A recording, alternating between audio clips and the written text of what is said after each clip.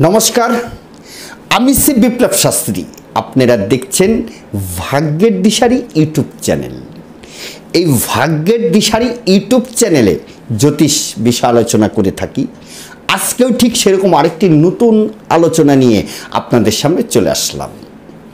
আলোচনাটি খুবই গুরুত্বপূর্ণ হতে যাচ্ছে, তাই ভিডিওটি স্লিপ করে না দেখে সম্পূর্ণরূপে ভিডিওটি দেখার চেষ্টা করুন, ভালো লাগবে। আলোচনার বিষয়বস্তু সিংহ রাশি, সিংহ লগ্নের যারা জাতক জাতিকা আছেন,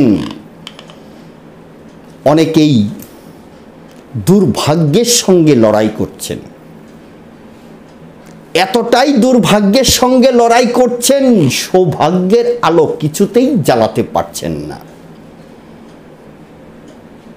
সমাজে আর পাঁচজন যেভাবে প্রতিষ্ঠিত হচ্ছে, আপনি কিছুতেই হতে পারছেন না।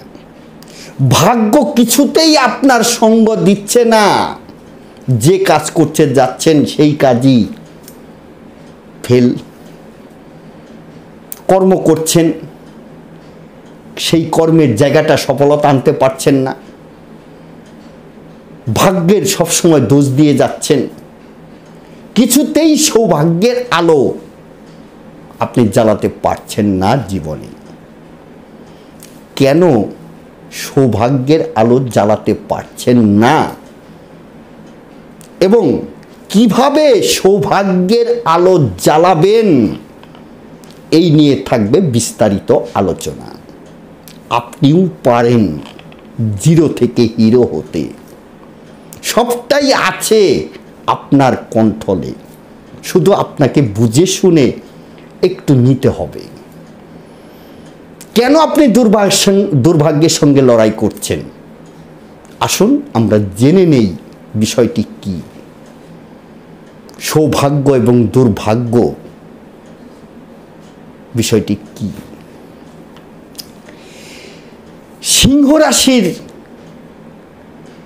যারা জাতক জাতিকা আছেন, সেই রাশির অধিপতি গ্রহটি হচ্ছে রবি এবং সেই সিম্বলটি কি? একটি সিংহ। সিংহ কি? বনের রাজা। তাহলে আপনার ভিতরে কিন্তু বনের রাজার যে সিংহ এবং আপনার সর্বোচ্চ সমাজের স্থান হওয়া উচিত, যে দিক থেকেই যাবেন হওয়া উচিত। কেন পারছেন না? আপনার মধ্যে কত গুণ রয়ে গেছে দেখেন। কর্মনিষ্ঠা, আত্মবিশ্বাস, বিচার বিশ্লেষণ করার ক্ষমতা, স্মৃতিশক্তি। আপনার মধ্যে আছে গাম্ভীর্য ভাব, গৌরব মর্যাদা নিয়ে বাঁচতে চান এবং আপনার ভিতরে আছে জীবনী শক্তির কারক এবং আপনার মধ্যে আছে একটা রাজকীয় ভাব এবং আপনার মধ্যে জ্ঞান বুদ্ধি এতটাই আছে, বিচার বিশ্লেষণ করার ক্ষমতা এতটাই আছে, আপনার ভিতরে এতটাই কর্মনিষ্ঠা আছে, আপনার মধ্যে এতটাই আত্মবিশ্বাস আছে। এত গুণ থাকা সত্ত্বেও কেন আপনি আপনার জীবনটাকে সুন্দর করতে পারছেন না? আপনার চাওয়া পাওয়া কামনা বাসনা কিছুতেই পূরণ করতে পারছেন না। দুর্ভাগ্যের সঙ্গে লড়াই করে চলছেন। আসুন এর কারণটা দেখি। আপনার জন্মছকের ভিতরে কি আছে দেখি। দুর্ভাগ্যের সঙ্গে যারা লড়াই করছেন, কেন লড়াই করছেন সেটা আগে তুলে ধরি। জ্যোতিষশাস্ত্রে একটুখানি আপনার এই বিষয়টি যদি না বোঝাই বুঝতে অসুবিধা হবে। কেউ হয়তো বুঝতে পারবেন, কেউ হয়তো বুঝতে অসুবিধা হবে। আমি খুব সাধারণভাবে আপনাদের বোঝানোর চেষ্টা করব। আপনার রাশি সিংহ রাশি, আগেই বলেছি। এবং এই সিংহ রাশির মানুষ একটা রাজ সম্মান যা কিছু বড় বড় আমাদের এই দুনিয়ায় সব কিছু তার আয়ত্তে থাকে। কোথাও যাবেন সেই সম্মানটা আপনার আগে প্রাপ্তি। বড়লোক হবেন, ধনবান একজন মানুষ হবেন, সেটাও আপনার আয়ত্তে। একজন জীবনে প্রতিষ্ঠিত ব্যক্তি হবেন, সেটাও এই সিংহ রাশির মানুষদের আগে। তাহলে জ্যোতিষশাস্ত্রে লগ্ন থেকে দ্বাদশ পর্যন্ত 12টি ঘর, 12টি ভাব, সেইখানে উপচয় ভাব, কেন্দ্র ভাব, কোন ভাব আছে ধরা হয় গণনার ক্ষেত্রে, বিচার বিশ্লেষণের ক্ষেত্রে। একটা জন্ম ছকের ভিতরে কোন ভাব, কেন্দ্র ভাব, কেন্দ্র ভাবকে নারায়ণের স্থান বলা হয়, আর কোন ভাবকে লক্ষ্মী স্থান বলা হয়। তাহলে কেন্দ্র কিভাবে হয়? 4টি কোণের জায়গা থেকে কেন্দ্র হয়। আপনার রাশি কিংবা লগ্ন সেটা হচ্ছে 1 নাম্বার, সেখানে কোণ এবং কেন্দ্র দুটো সত্তাই লুকানো থাকে। যখন কেন্দ্রের হিসাব হবে তখন সেখানেই লগ্ন বা রাশির থেকে ওটাকে কেন্দ্র 1 নাম্বার ঘর ধরা হবে। আবার কোণের বিষয়টি যখন বিচার করা হবে তখন ওই রাশি বা লগ্নের থেকে ওটাকে 1 নাম্বার ঘর ধরা হবে। তাহলে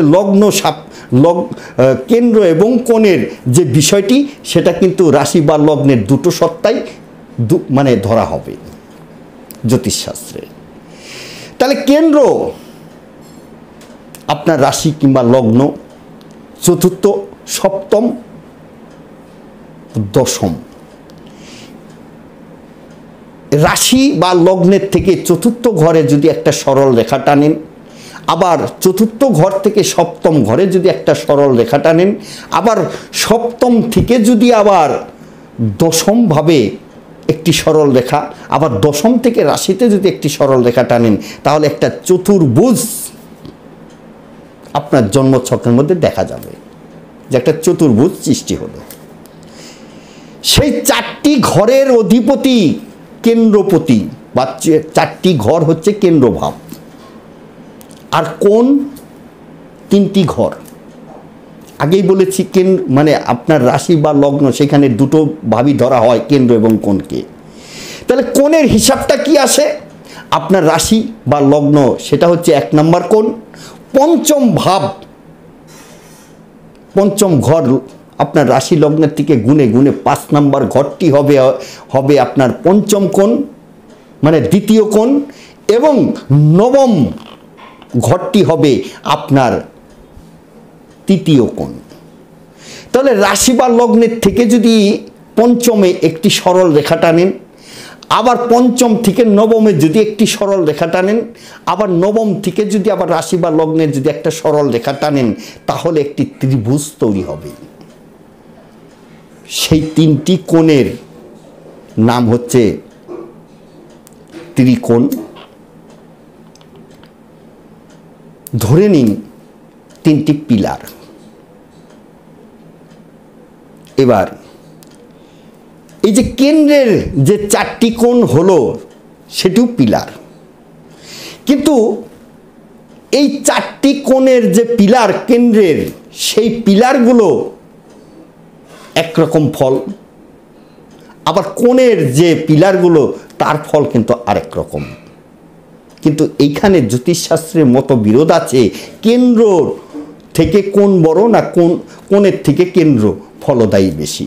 দুটোই সমান ফলদায়ক, কিন্তু কেন্দ্রের যে গ্রহগুলো থাকে তাকে ঠেলা মারলে তাদের কিন্তু সেই ঠেলা কাজে আসে না। এরা একটা নির্দিষ্ট ফল নিয়ে আপনার জীবনে আসছে, সেই ফলটি প্রকাশ ঘটাবে, এখন শুভই হোক আর অশুভই হোক। আর কোন প্রতি গ্রহগুলো, কোন স্থানগুলো চলমান, তাদের যদি আপনি ঠেলা মারেন, তাদের যদি আপনি বুস্ট আপ করেন, তারা হয়তো আস্তে আস্তে চলছে, আপনি ঠেলা মারলে জোরে চলতে শুরু করবে, এক কথায়। তাই একটা জন্ম ছকের ভিতরে এই কোন প্রতি গ্রহগুলো, কোন ভাবগুলো যদি দুর্বল হয়ে পড়ে, সেই তিনটি কোণ ধরে নেওয়া যাক, তিনটি পিলার, সেই পিলারের উপরে আপনি 5 তলা 10 তলা বিল্ডিং তৈরি করবেন, সেই পিলার যদি মজবুত না হয় তাহলে কিন্তু সেই বিল্ডিং ধসে পড়বে। তার মানে কি, আপনি বারবার চেষ্টা করছেন কোনো কাজের, আপনার ভিতরে চাওয়া পাওয়া কামনা বাসনার চাওয়ার চেষ্টা করছেন, কিছুতেই পূরণ হচ্ছে না, বারবার মুখ থুবড়ে পড়ছেন, হওয়া কাজে বাধা হচ্ছে, চাকরি বাকরির চেষ্টা করছেন, কিছুতেই চাকরি হচ্ছে না, ব্যবসা বাণিজ্য করছেন, এক কথায় দুর্ভাগ্যের সঙ্গে লড়াই করছেন, কিছুতেই আপনি রাস্তা খুঁজে পাচ্ছেন না, কিছুতেই সমাজের একজনের আরেকজনের মতো প্রতিষ্ঠিত ব্যক্তি হতে পারছেন না। তার কারণ আপনার পিলার ঠিক নেই। একটা জন্ম ছকের ভিতরে 3টি কোণ হচ্ছে পিলার, 3টি পিলার, সেই 3টি পিলার যদি ঠিক না থাকে সেখানে কখনোই 5 তলা 10 তলা বিল্ডিং তৈরি করতে পারবেন না। তার মানে কি, কখনোই আপনি জীবনের সাফল্য কিছুতেই পাবেন না, সৌভাগ্যের আলো কিছুতেই জীবনে জ্বালাতে পারবেন না, বারবার মুখ থুবড়ে আপনাকে পড়তে হবে। 5 পা আগালে 10 পা পিছিয়ে যাবেন, হওয়া কাজে বাধা, নানান রকম প্রতিবন্ধকতা, নানান রকম সমস্যা আপনার কাছে এসে চলে আসবে। একটা সমস্যা যাবে তো আরেকটা সমস্যা চলে আসবে, জীবনে হতাশ আর হতাশ। কারণ বারবার আপনি চেষ্টা করছেন সেই ভাঙাচোরা পিলারের উপরে 5 তলা বিল্ডিং তৈরি করতে, যেই তুলছেন মুখ থুবড়ে পড়ে যাচ্ছেন, কিছুতেই দাঁড় করিয়ে রাখতে পারছেন না। কারণ পিলারগুলো আপনার ঠিক নেই, পিলারগুলো দোষযুক্ত। তার মানে কি, আপনার প্রথম পিলার হচ্ছে রবি, দ্বিতীয় পিলার হচ্ছে বৃহস্পতি, পঞ্চম পিলার, নবম ঘরটি হচ্ছে তৃতীয় পিলার মঙ্গল। তাহলে রবি, বৃহস্পতি, মঙ্গল এই 3টি গ্রহ যদি আপনার জন্মছকের ভিতরে দোষযুক্ত হয়ে যায়, এই 3টি ভাব যদি দোষযুক্ত হয়ে যায়, তাহলে আর আপনার জন্মছকের ব্যালেন্স ঠিক থাকলো না, পিলারগুলো দুর্বল। তাই আপনাকে সারা জীবন দুর্ভাগ্যের সঙ্গে লড়াই করতে হবে, সৌভাগ্যের আলো কিছুতেই জ্বালাতে পারবেন না। এত জ্ঞান, বুদ্ধি, প্রতিভা আপনার ভিতরে, সমাজের একজন হওয়ার প্রতিষ্ঠিত হওয়ার মতো মানসিকতা, চেষ্টা করার মানসিকতা, সমস্ত কিছু ঈশ্বর আপনাকে দিয়েছে, কিন্তু গ্রহের চালবাজে আপনি দুর্ভাগ্যের সঙ্গে লড়াই করছেন। যখনই নাকি এই কোণগুলো দোষযুক্ত হবে এবং এই কোণের অধিপতি গ্রহগুলো দোষযুক্ত হবে, তখন আপনার ভিতরের যে সব কিছু শুভ শুভ গুণগুলো সেগুলা বিপরীত ফল দিতে শুরু করবে, সব কিছু ভুল ডিসিশন হয়ে যাবে। 10টা জিনিস চেষ্টা করবেন, কিছুতেই সেই 10টা চেষ্টার একটা চেষ্টাও সফলতা আনতে পারবেন না। সবসময় জীবনটা বিষময় হয়ে উঠবে, এক কথায় দুর্ভাগ্যের সঙ্গে আপনাকে লড়াই করে যেতে হবে। একটা জন্ম ছকের ভিতরে এই যে 3টি কোণ, 3টি পিলার ধরা হয়েছে, সেই পিলার যদি মজবুত না হয়, কারো জীবনে সাফল্যের মুখ দেখা সম্ভব নয়। এ তো গেল কিভাবে আপনি দুর্ভাগ্যের সঙ্গে লড়াই করছেন তার কারণ জানলেন। তাহলে এখান থেকে আপনি সৌভাগ্যের আলো কিভাবে নিজেই জ্বালাতে পারেন? এক কথায় বলবো, এই পিলারগুলোকে ঠিক করেন। আপনি দুর্ভাগ্যের সঙ্গে লড়াই করছেন, যদি আপনার জন্মকুণ্ডলী সার্চ করি তাহলে দেখব এই পিলারগুলো ঠিক নেই। এই পিলারগুলো ঠিক না থাকার দরুন আপনার জীবনের এই অবস্থা। কি করে ওখানে ঘর তৈরি করবেন, 5 তলা 10 তলা বিল্ডিং তৈরি করবেন? এটা তো সাধারণ একটা বিষয়, বুদ্ধি। এত গুণ আপনার মধ্যে থাকা সত্ত্বেও কেন দুর্ভাগ্যকে মেনে নিয়েছেন? জ্যোতিষশাস্ত্র একটি অথেন্টিক শাস্ত্র, এটাকে যদি ঠিকঠাক মতো বুঝে শুনে কোথায় ঘুণ লেগেছে যদি ঠিকঠাক মতো একে স্প্রে করা যায়, অবশ্যই আপনিও সমাজের 5 জনের একজন হতে পারেন। যদি কোনো পিলার যদি দুর্বল থাকে, সেই পিলারকে মজবুত যদি করতে পারেন, আমি আপনাদের কথা দিলাম 100% আপনিও সৌভাগ্যের আলো জ্বালাতে পারবেন। বৃহস্পতি, মঙ্গল, রবি এরা কিন্তু পরস্পরের মিত্র গ্রহ। এরা থেমে গেছে, হয়তো পথ চলছে, আস্তে আস্তে চলছে, কিংবা অশুভ ফল দিচ্ছে। তার মানে কি আপনার পিলারগুলো দোষযুক্ত? এটাই বোঝাতে চেয়েছি। তাদেরকে ঠিক করার চেষ্টা করুন। সৌভাগ্যের আলো এমনিতেই জ্বালাতে পারবেন আপনি নিজে, এবং 0 থেকে হিরো হয়ে উঠবেন। আপনিও পারেন। শুধু অভিজ্ঞ জ্যোতিষীর কাছে গিয়ে আপনার জন্ম ছকটাকে ভালো করে বিচার বিশ্লেষণ করে পিলারগুলোকে ঠিক করার চেষ্টা করুন। এই হচ্ছে এক কথায় মানে উত্তর, যে সৌভাগ্যের আলো কিভাবে জ্বালাবেন। যতক্ষণ না পর্যন্ত এই পিলার ঠিক করছেন, ততক্ষণ পর্যন্ত আপনি আলোর দিশা কখনোই পাবেন না। এটাই বলবো।